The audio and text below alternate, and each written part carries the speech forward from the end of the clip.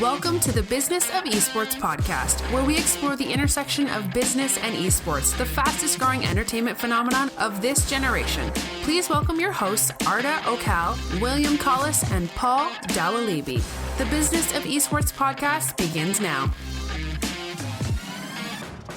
Hello, everyone, and welcome to another edition of the Business of Esports podcast. It is our first podcast of 2019. Arda Okal here with Paul Dawalibi. First of all, my friend, I haven't said it to you yet. It's probably a little late to say this in society, but Happy New Year. Happy New Year, Arda. At what point do you think it's too late? The 15th of January? I think if you haven't seen someone yet in the new year, you're still good. What if I haven't seen you until April? I would totally wish someone Happy New Year. You would not.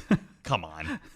All right, so this is going to be our first podcast of 2019. We did make you wait a little bit. It is January 16th when we record this, but we promise we will get back on schedule. William Collis will be joining us in our first regularly scheduled podcast next week.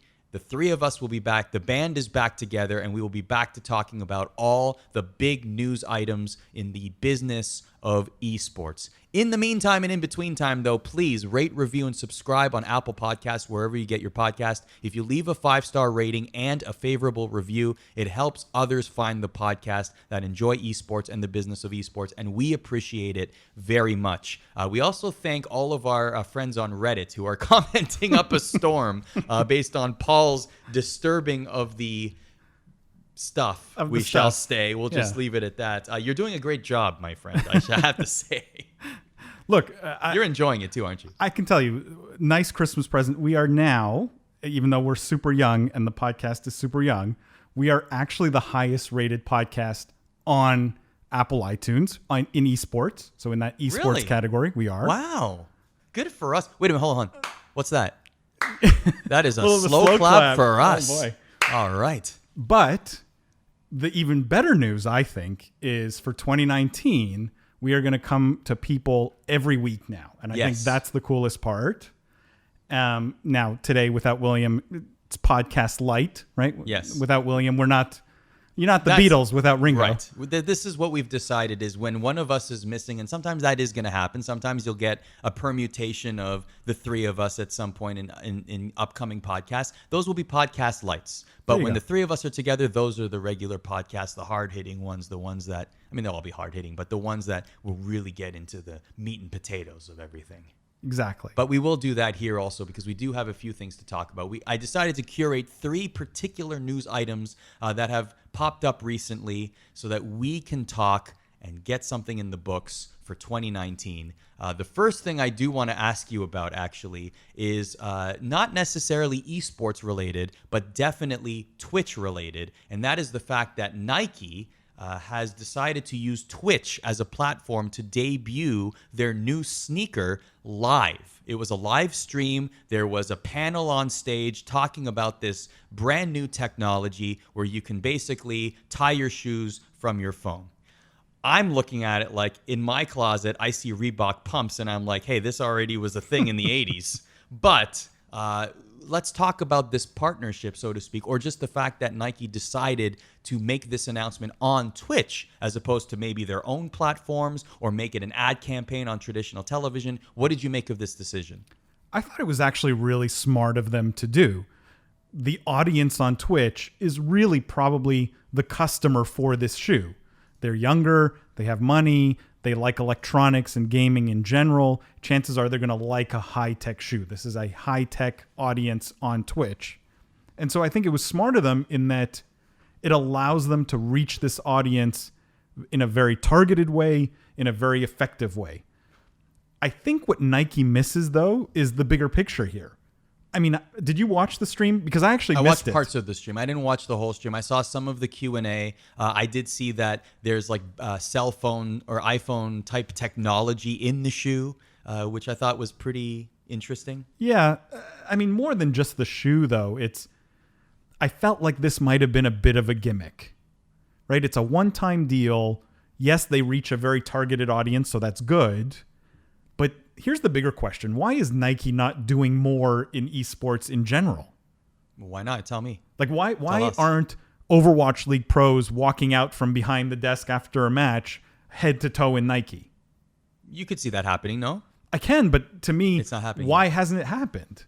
Do you think they'll be walking out in shoes that they can tie with their phones? Probably, but I don't even think it has to be that fancy. You know what I mean? I think so many of the apparel companies, and Nike, I put the most, not blame, but I mean, I expect more of them in that they're usually leading the way from an advertising perspective, from a sponsorship perspective, and I feel like they're really lagging here. Let me say this, though. This shoe, to me, is more likely to be worn by esports players than basketball players. Totally agree. That's why I said super good in terms of demographic and audience targeting.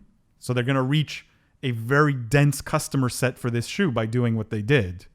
But they could be doing really so much more in terms of apparel, in terms of shoes, in terms of athletics, and tying it back to esports and sponsoring pros and sponsoring events. To me, really big missed opportunity for Nike. And so I think we're going to see more of this kind of testing the waters with esports, but it saddens me that it's 2019 now and Nike is still not sponsoring everything under the sun the way they are in traditional sports. The way that they structured this event, there was a pre-show, a couple of sneakerheads were there, like prominent in the sneaker community, and then you saw the announcement itself and some of the conversation behind it, the technology, etc. I think the price point is $350. It's not bad. It's For an expensive that kind shoe, of but for that kind of shoe, right? When you think a pair of Yeezys sells for the same. Well, usually for that price point, it's a shoe that's hard to get, right? Right, Like a shoe exactly. that's rare. And I wonder how many of these shoes will actually be created. So that's another thing. You worry about how many are going to be created. I worry more about how many will actually last. Right? When you put Right, that much yeah. electronics in a shoe. At what point will the phones outlive, do you know what I mean? Or Yeah, the technology exactly. of the phone make these shoes obsolete? Or just break, right? Like your Reebok pumps. Like chances are, if you've had them for a while, they're not functional anymore. They look good, though. They look good though.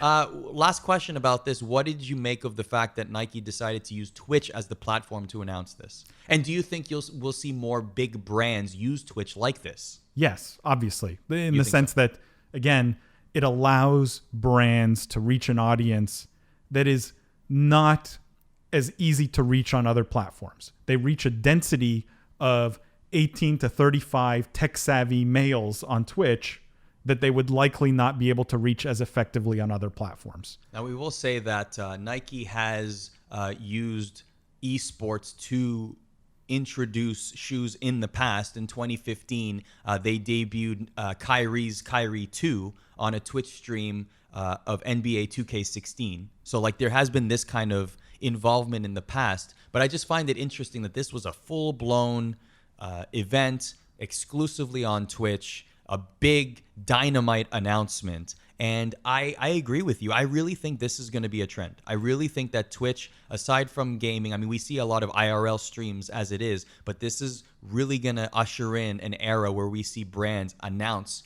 big time leaps in whether it's concrete goods or services or whatever it is. Big announcements will happen like this. Totally agree. Although, for those who read my post on incorrect predictions for 2019, right? I wrote a post about how everyone was wrong about esports in 2019.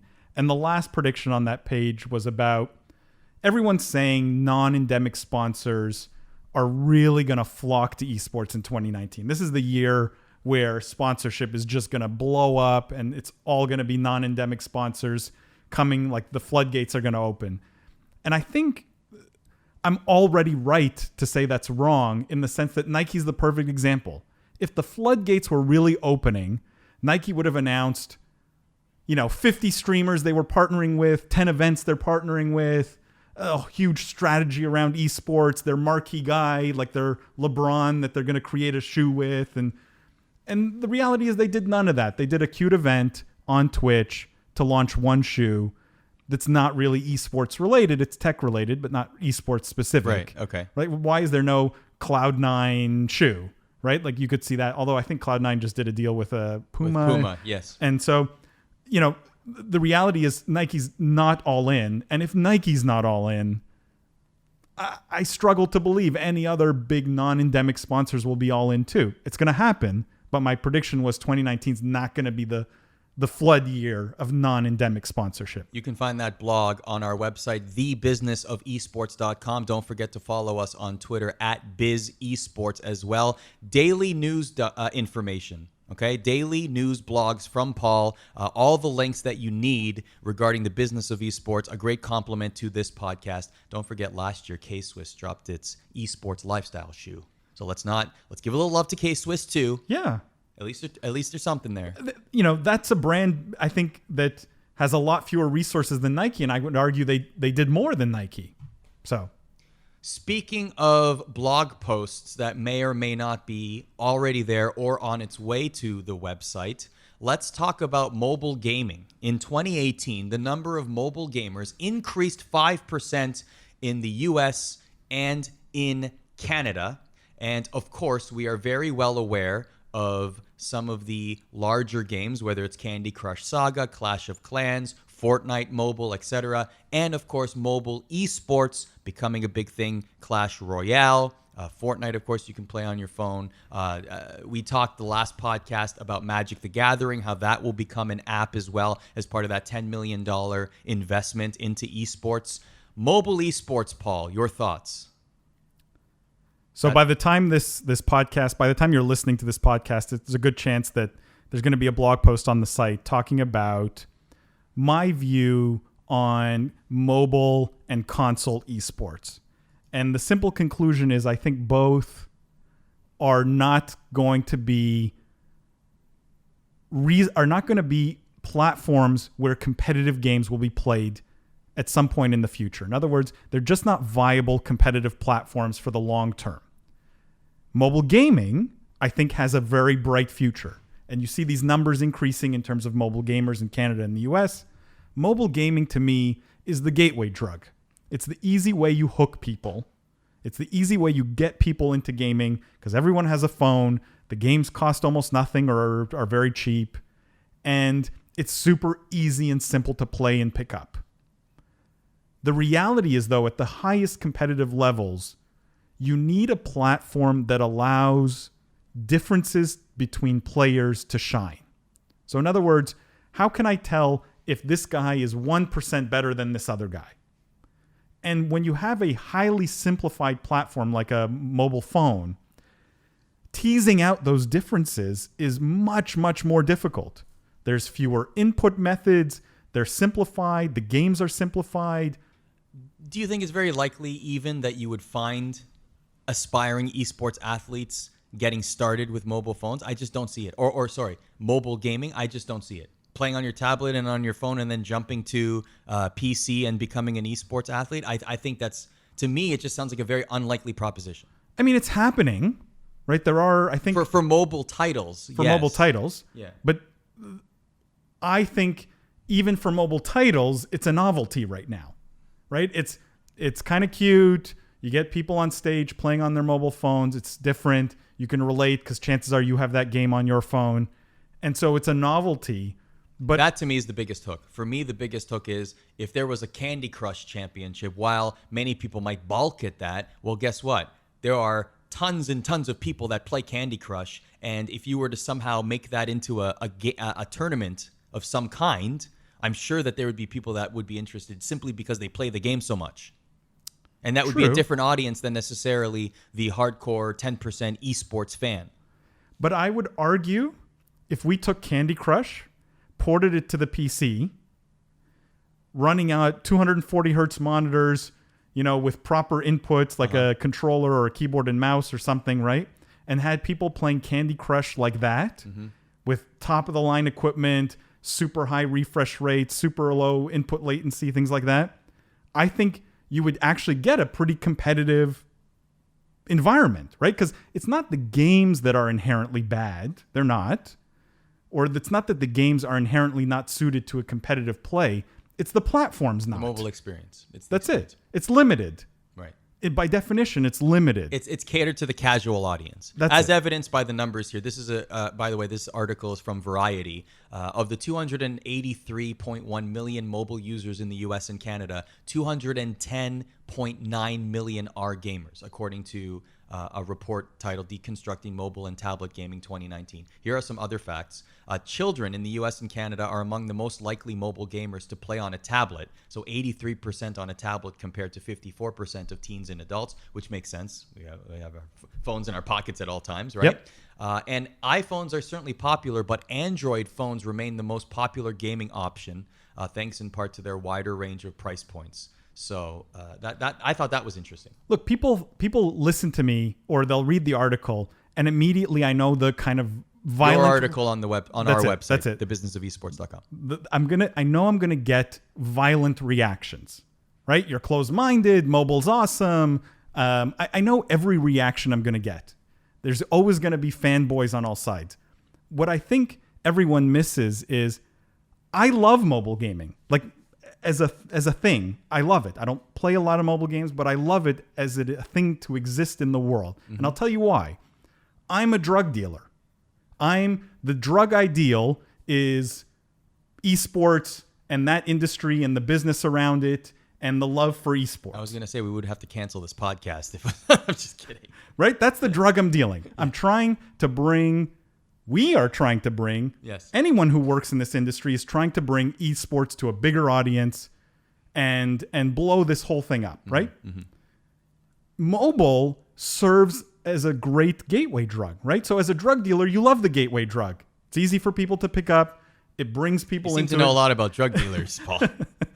No, but you know what it's one of those things. It's the lowest barrier to entry for any gaming out there. It's easy. A lot of games are free on your phone. Yeah, and I'm not saying I want mobile gaming to go away. No, certainly not. I want from an esports perspective, from a competitive scene. It will exist as a novelty in the competitive scene, but it will never be at the level of an Overwatch League where there are men and women willing to invest millions of dollars in their entire careers and to play or buy teams I just don't think that's going to happen. Unless there is tens of millions of dollars invested in a game, in an esports tournament or league that will strictly remain on a mobile device. If that happens, then I could see people training exclusively there to make that money.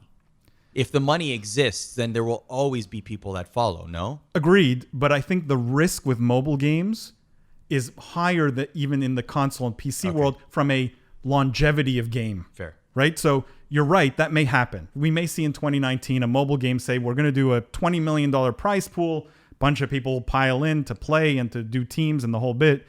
And then, 2 years from now, that mobile game no one plays anymore and no one cares about. Now what? I think that's a bigger risk for mobile than on PC or console.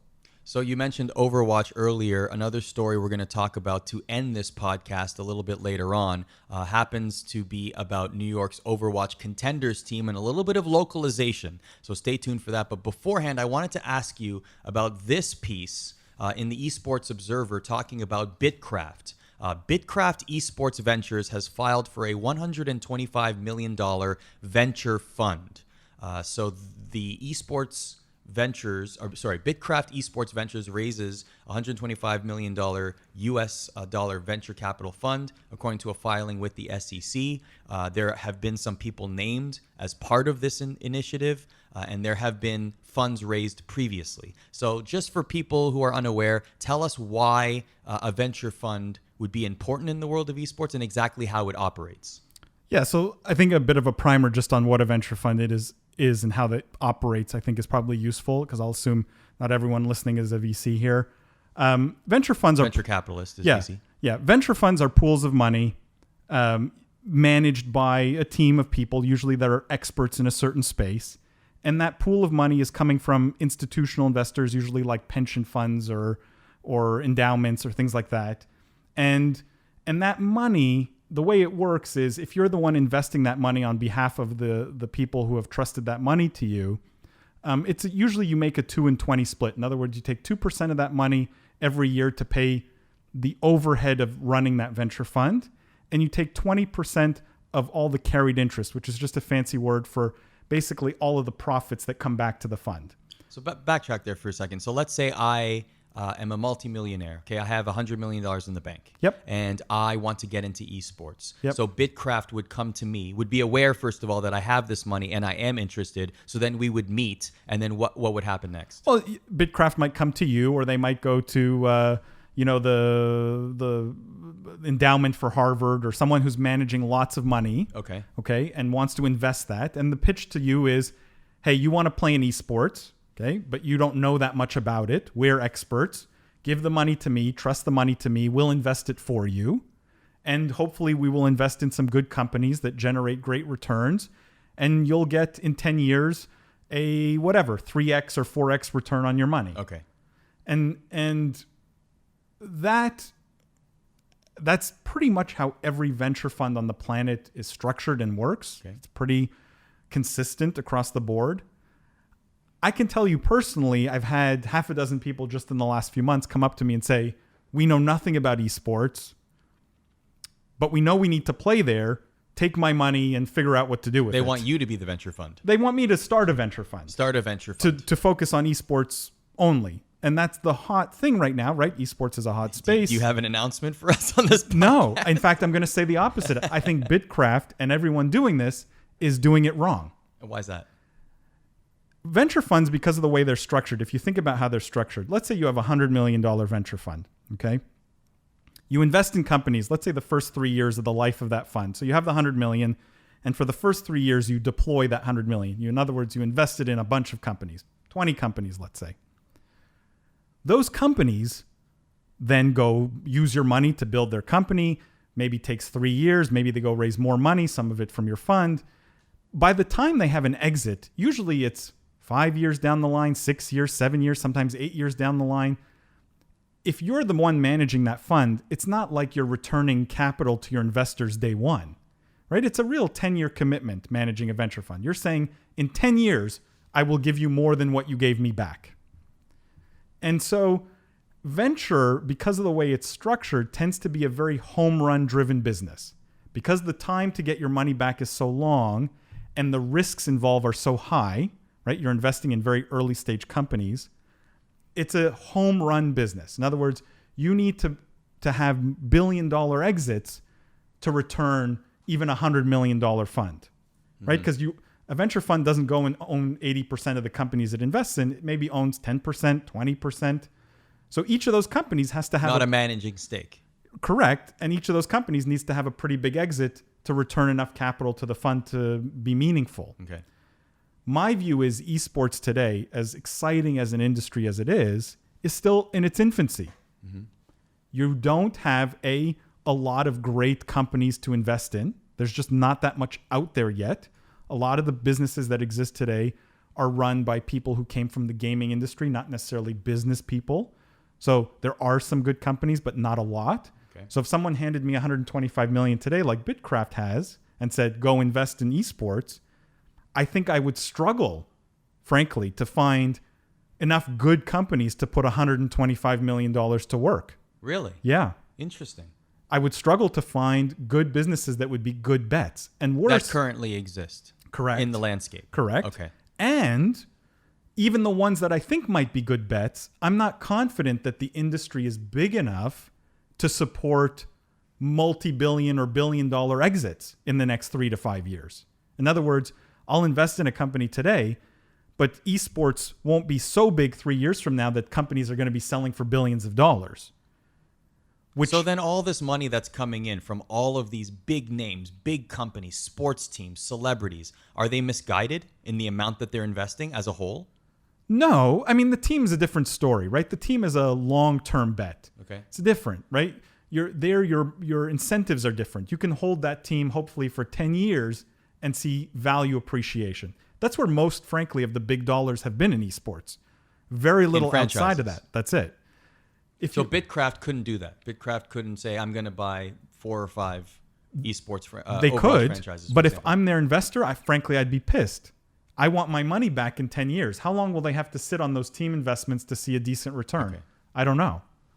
So the combination of not enough good deals, not enough home run deals, and a lot of capital, 125 million is a lot of money to deploy. I think most of these guys, most of these funds are going to set themselves up for failure. What's going to happen is 3 years from now, they're going to want to go raise another fund, and the results won't be there. They will not. They will not have enough to show in 3 years to justify another fund. And so I worry that many of these will implode. Many of these will not work. I just don't think traditional venture is the way to attack the esports market today. So according to this article from the Esports Observer, so far 19 early stage esports startups have received funding from Bitcraft. These include esports nutrition company Runtime.gg, esports audience monetization platform Fan AI, and esports business solutions UG, the company behind the Esports Observer. So there seems to be a wide-ranging. They have to go wide. You can't go deep. Many different types of companies being invested in here. Right. And what's going to happen, I can see it now. Those companies 2-3 years from now will need to go raise more money. Bitcraft gets diluted. So instead of owning 10%, now they own 3%. Right. Now they need to hold on to this company because they can't sell it for $50 million and make a decent return. They need to sell it for $500, $600 million.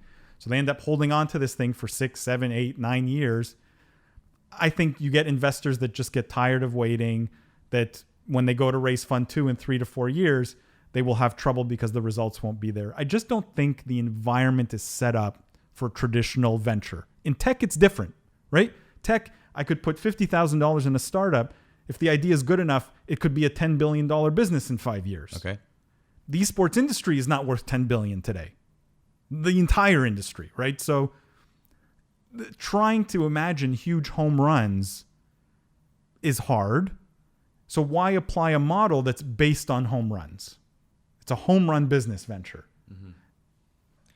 Let's say I'm somebody listening to this podcast right now and I have an idea or I have a business and I want some of this money. What would I do?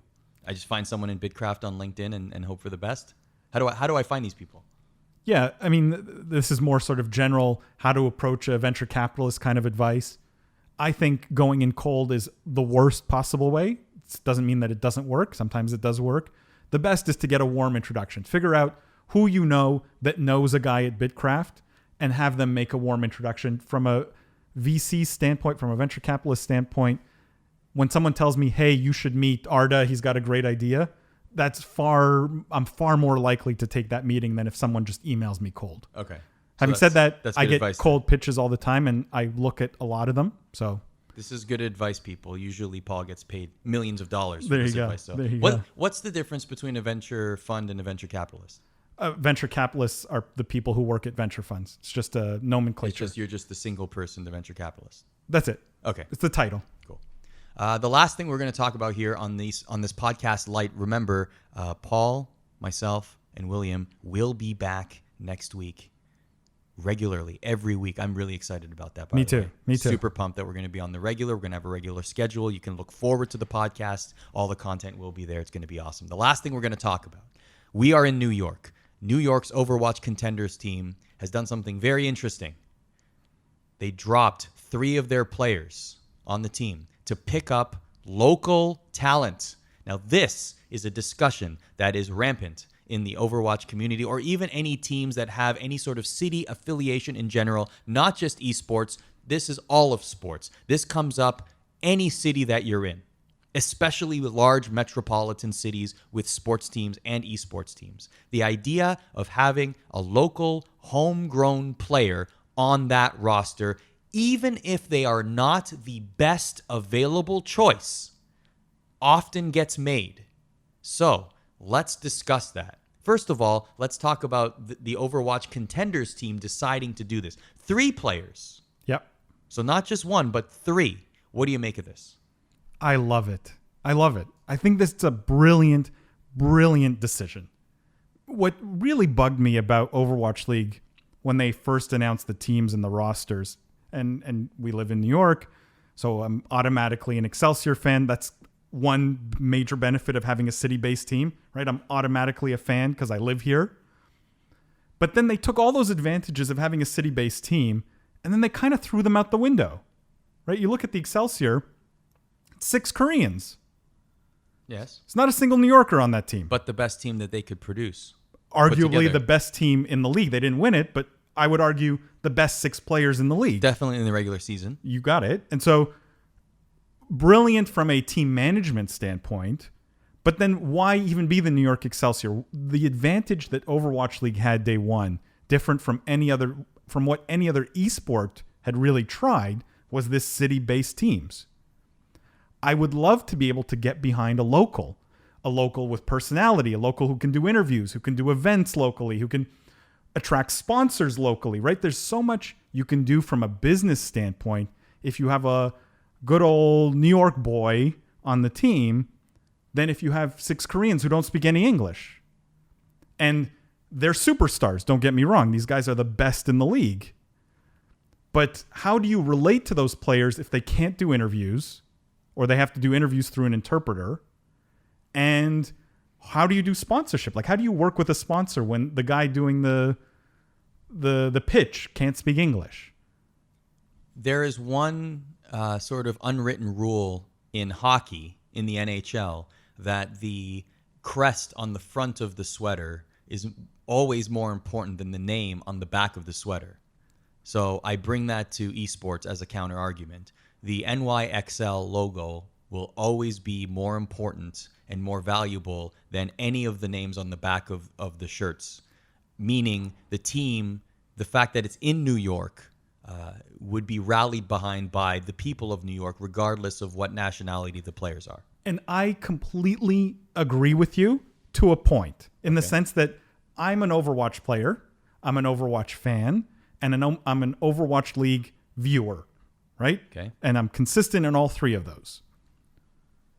I love the NYXL players, right? So Jay Jonak and SBB and all these guys, right? Like, I follow these guys. I watch them. I watch their streams outside of Overwatch League. It's because I'm a fan of the game. I'm a fan of their incredible talent. I'm a fan of their incredible skill.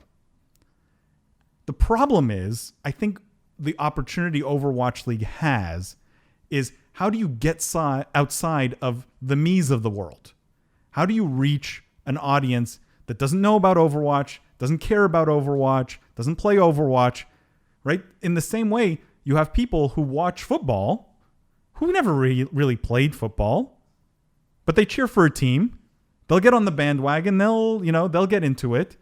And typically you'll find like LeBron or Michael Jordan fans who don't know anything about basketball. They're a fan of the guy. He's a superstar. He's outspoken. He's right.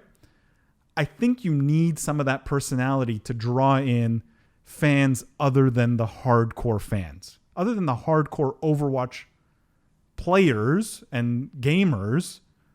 How do you reach the audience outside of that? I think you have to have some personalities. So hot take here. If you were in charge of NYXL, okay, let's just say you were the general manager, okay, you would be willing to part ways with, say, 2 or 3 of the players on the main roster right now in exchange for who we will call less skilled players than the 3 you just released, but they are locals. Is this a move that you would be comfortable making? And let's hold on. Even though they're not as skilled in the game, they are personalities. So they're interesting. They're a good interview. They're good in the public with the fans and the media, but they are definitely not as good as the 3 players that you released. This is something you would do. A good business decision, in your opinion. Okay, let me preface my answer by saying, I think what they did here was smart. Okay. They're testing it with their contenders team, right? It's a contenders team, right? Less eyeballs on the contenders team. Less eyeballs. See what's up. Let's see how this plays out, right? Okay. Maybe we lose more games, but maybe we engage fans a lot better, right? I like what they're doing to test it. If they lose more games but they gain more dollars, that would be seen as a victory. If I'm the owner of the team, for sure. Yes. Okay. For sure. And I think, to answer your question more directly, I think the local component is important. I don't know if the right number is 3. Maybe it's just 1, right? Maybe you just need 1 guy who's kind of the draw. My sense is it's at least 1. And I think personality trumps local. So if I had to rank importance, let's say we swapped out 1 guy on the team and valued things other than just pure skill, I would put personality, sort of character first, and I would put local second. What do you think of this rule? every single team in the league must have one local player on its roster. Let me answer your question with a question. Do you think Overwatch League would actually do that? I don't think Overwatch League would actually do that. I'm wondering if it is a good idea in general for the Overwatch League, though. Here's the bigger question. Do you think any esport will end up doing that at some point in the future? I don't think any team based in a city would do that. I think that there are examples of this sort of as an unwritten rule in sports. And I will say this, there are many examples. If there are no local athletes on a professional sports team, and if that team is the number one concern in the city, for example, that will absolutely be spoken about. And that will be media coverage, and that will be criticism from pundits. A light will be shined on that. The more I think about it here live with you, Arda, the more I think at some point that could be a reality of esports. Because let's assume the direction of esports is Overwatch League's model, right? Where you're going to have a lot of city-based teams, fans in your individual city. I mean, I was born in Montreal. I lived a lot of my life in Montreal. The Montreal Canadiens are religion, right? The hockey team in Montreal. There was a time, and still today, but there was a time where it was especially loud, where there were a lot of people saying, we're the Montreal Canadiens. We've won the most cups of any NHL team on the planet. Still true. Today. Still true. And we won those cups with French-Canadian players. Predominantly, yeah. For the most part. Yeah. Now that we don't have a lot of French-Canadians, right? Now we're not winning.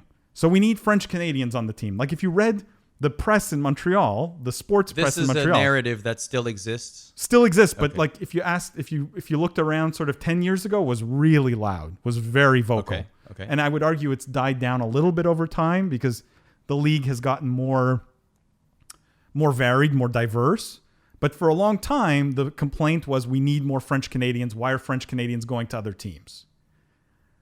I think that reality in a world where so many esports are dominated by Koreans, for example, could become very pronounced in the esports world, right? Like you could see a world where leagues in North America that have city-based teams, if 98% of the players are Korean, I can imagine there will be a population, not me, I'm not saying, but there will be a population of people who stand up and say, wait a second, we'd love to see some local talent, not just 200 Koreans. And I think that will be a narrative, especially if the Koreans stay as dominant as they have been, and especially if esports move towards more team-based cities. Right. I wonder how that would happen. Will players simply, will we see a draft system where, like the NHL draft or the NFL draft, where we see players chosen by team? Or, I mean, this has happened in the past in leagues where if there was let's say there's a really good Overwatch prospect that was born and raised in Toronto, then the Defiant would sort of have the first right of refusal to that player. Now that's a very past generation type of thing. I believe it happened in the NHL, but geographically that is. But would that be a way to get that, because it's so few and far between, right? In terms of that shining star that necessarily comes from North America.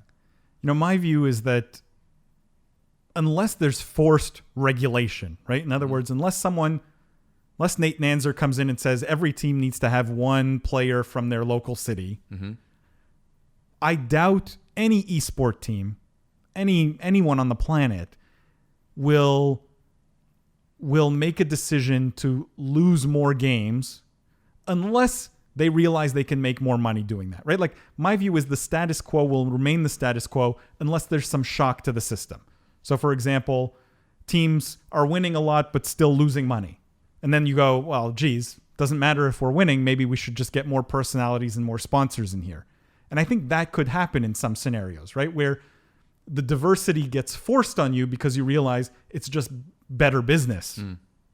That's interesting. You know what we should do? Make it like 80s professional wrestling. Just give every team managers, mouthpieces. All right, just give him a mouthpiece. Super charismatic human being that is just hyping up the teams. Everyone has a Bobby Heenan type or a Paul Heyman type. Just someone that can just talk. I actually think that's a brilliant idea. Just give them all a mouthpiece. Like the hype man and the trash talker. That's right. And the designated trash. And then there's your content too. The designated trash talkers can just come together and create fun content. And then the players can just play their game. I totally think Overwatch League should try that for season 2. I actually think it's brilliant. Love it. There you go. Free ideas for Blizzard. You're welcome. That'll round things out on the Business of Esports podcast. Follow us on social media at Biz Esports, thebusinessofesports.com.